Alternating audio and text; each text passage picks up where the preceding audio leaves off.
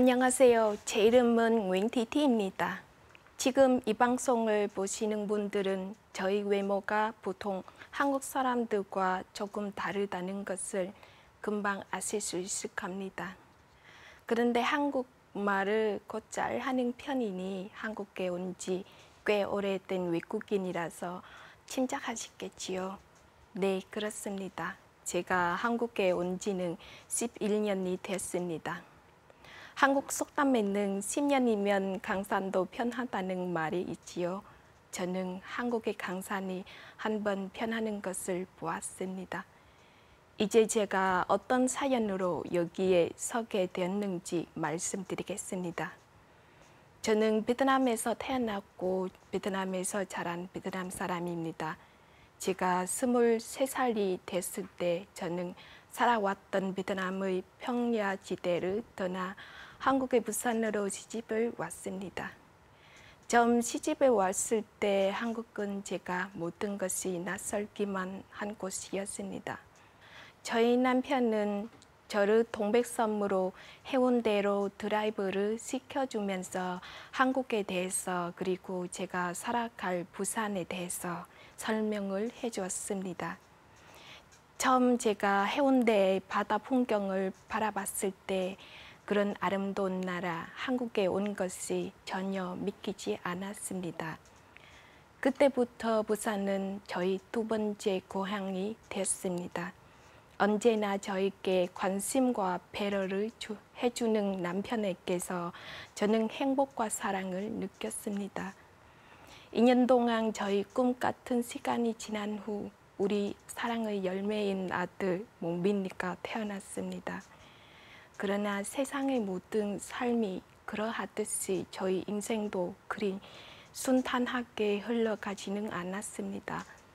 어느 날 눈이 좋지 않다며 병원에서 수술을 받는 남편은 점점 시력을 잃어가고 있었습니다. 또 저와 아들 몽빈이에게 자주자주 화를 내기도 했습니다. 어떻게 해야 할지 모른 채 참으로 힘든 나날을 보냈습니다. 그리고 마침내 남편은 완전히 실명해서 더 이상 일도 할 수가 없었습니다. 그래도 저와 남편은 희망을 잊지 않았습니다. 새로운 용기를 보듬어 주면서 저희는 힘든 날을 함께 보냈습니다. 마치 안개 속에 있는 것 같은 시간이 있었습니다. 다행스럽게도 정말 감사하게도 남편은 새로이 적응해야 하는 모든 환경을 참 이겨냈습니다. 시각장애인이 세상과의 의사소통을 하는데 꼭 필요한 점자를 배웠습니다. 그리고 안마사라는 제 직업을 갖게 됐습니다. 남편은 새로이 적응하는 생활이 신체적으로 경제적으로 어려운 가운데에서도 오히려 제가 공부할 수 있도록 여러 길을 찾아주었습니다. 사람에게는 불시에 어떤 일이 생길지 모르기 때문에 스스로 자기 인생을 할 수 있는 준비를 해야 된다는 이유였습니다. 그래서 저도 부경대학교 임학하였고 무사히 졸업하였습니다. 그리고 지금도 학업을 계속하여 대학원에서 석사과정 다니고 있습니다. 언제 어디서나 스스로의 힘을 길러야 한다는 것은 이제 저도 잘 알고 있습니다. 그리고 저는 진짜 한국 사람이 되려면 한국어를 잘 해야 된다고 생각하여 한국어 국문학과를 전공했습니다. 한국말을 잘 공부한 덕택에 저는 다문화센터에서 틈틈이 이주 여성들을 위한 통역기나 번역, 또 상담 등의 일을 하기도 합니다. 이런 일을 하면서 저는 우리나라의 소외계층에 대한 관심이 더 많이 발전했으면 좋겠다는 생각을 하고 있습니다. 그런데 이번 대통령 선거에 나온 후보들은 참 좋은 정책을 많이도 발표한 것 같습니다. 이분들의 정책대로라면 우리나라가 남부럽지 않는 선진국이 되는 것은 시간 문제로 보일 정도입니다. 저는 인터넷으로 대통령 후보들의 정책을 찾아보고 서로 비교를 해보았습니다. 예를 들어 가장 실현 가능한 정책을 내세운 사람이 누굴까? 누가 그걸 잘 지킬까? 그럴 것이 궁금했습니다. 탈핵되는 대통령이 더 이상 있어서는 안 되기에 이번 선거에서는 제대로 알고 투표해야 되겠다고 결심하면서 해본 일입니다.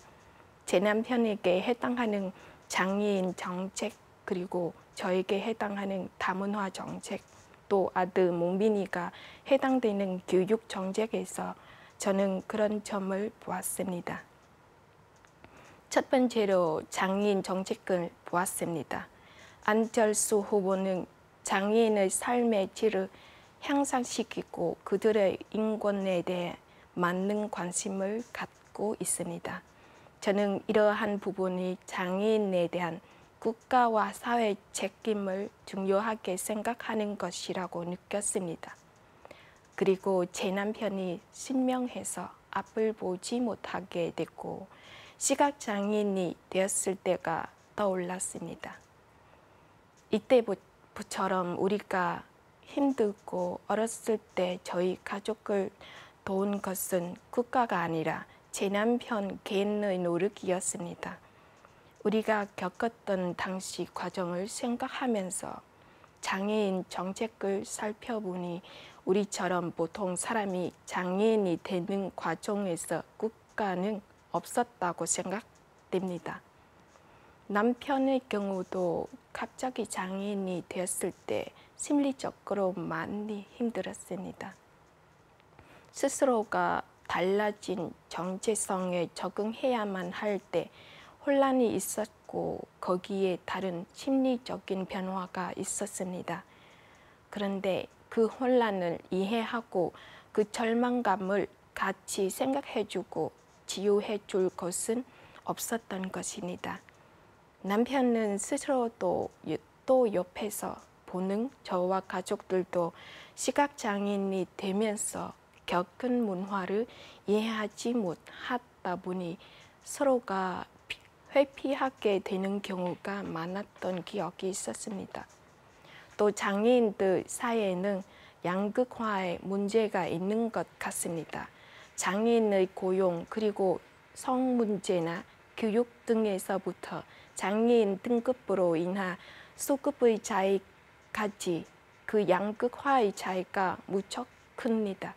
그런 부분에서 안철수 후보는 장애인 차별 절폐, 장애인 등급제 폐지를 제시하고 장애인 쉼터 설치를 약속했습니다.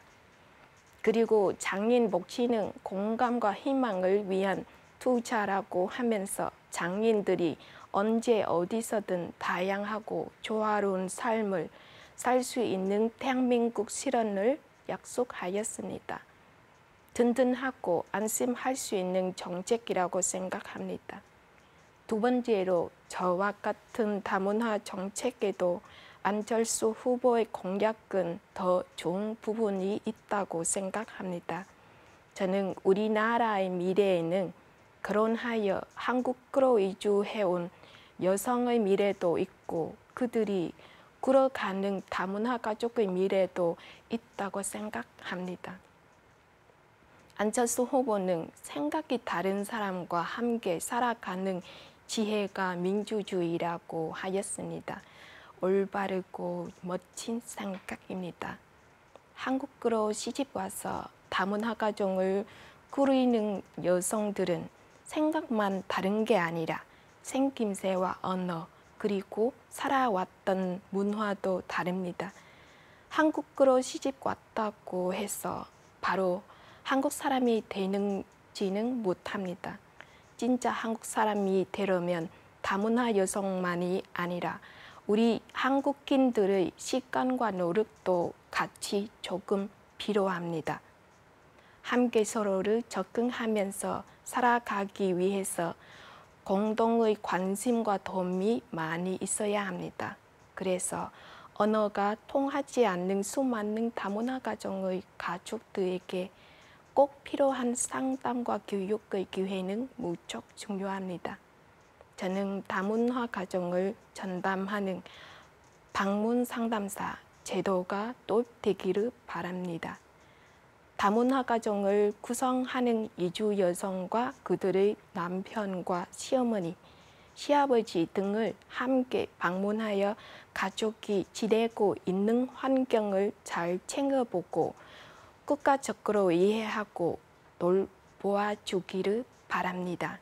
제가 오늘 이 자리에서 서게 된 것은 대한민국의 미래에는 다문화 가족이 함께 한다는 점을 꼭 알리고 싶었기 때문입니다. 그리고 안철수 후보는 도움을 받을 길이 없는 결혼 이주 여성의 재료 허가 제도를 개선하겠다고 약속했습니다.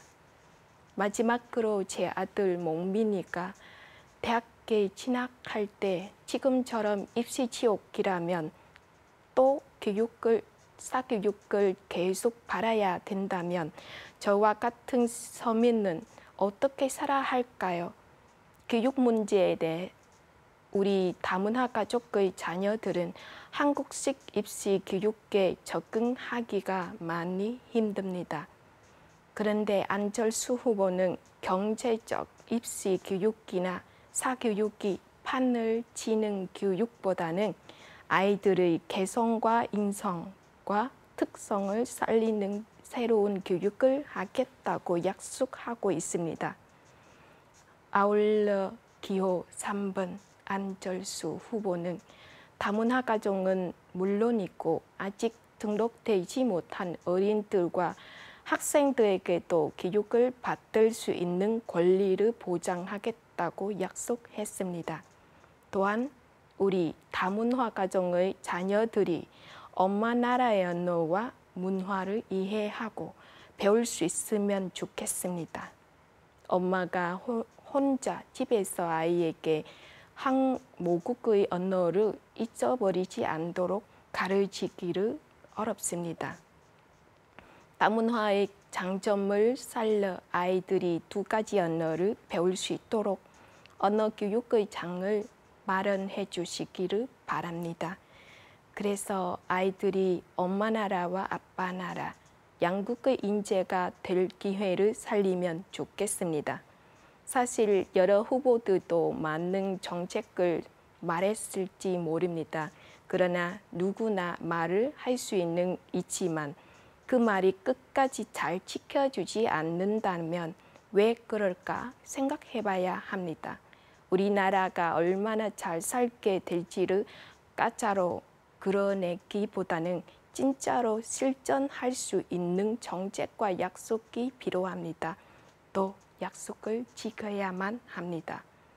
안철수 후보는 언제나 원칙을 가지고 살았고 그 원칙을 지킨 분입니다. 또 정치를 한 분이 아니고 오로지 국민을 위한 정치를 해온 분입니다. 안철수 후보는 이번에도 대선 후보로 등록하면서 국회의원직에서 사퇴하였습니다. 이런 모습은 모든 것을 빠져서 우리나라를 구하겠다는 각오를 말로만 하는 것이 아니라 실전적으로 보여주는 분이라는 것을 말합니다. 그래서 저는 진솔한 목소리로 국민에게 이야기하는 안철수 후보를 좋아하게 됐습니다. 저와 같이 평범한 국민이 이렇게 잔조 연설을 하는 것도 안철수 후보가 아니면 할 수 없는 생각인 것 같습니다. 그래서 안철수 후보는 우리가 살아가는 대한민국에서 다 함께 잘 살아가기 위해 노력하는 마음을 보여주고 열심히 지키는 후보라고 생각합니다. 춥고 배고픈 사람이 없도록 펴주고 어렵고 아픈 사람의 상처를 어루만져주는 사람입니다. 이것은 서민이 잘 먹고 잘 살 수 있는 나라가 되고 아프고 힘든 사람의 마음을 안아주는 일을 실천하는 것입니다. 여러분, 우리 대한민국은 축복받은 곳입니다. 안철수라는 후보가 있기 때문입니다. 또 대한민국의 국민으로 살아간다는 것은 행복한 일입니다.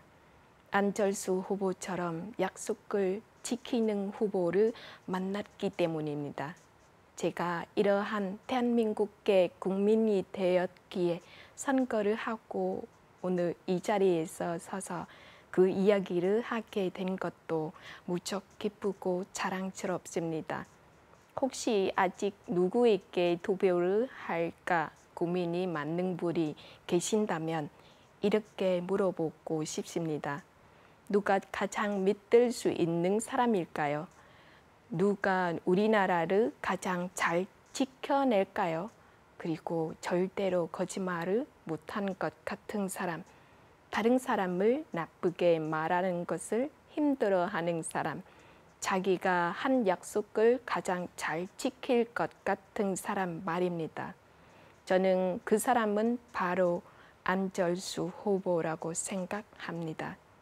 여러분도 저와 같이 기호 3번 안철수 후보를 지지하시고 이분에게 투표해 주셨으면 합니다.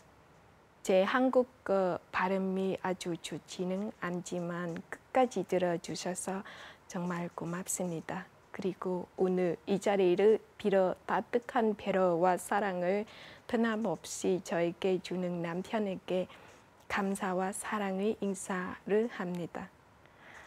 몸빈 아빠 사랑해요. 감사합니다.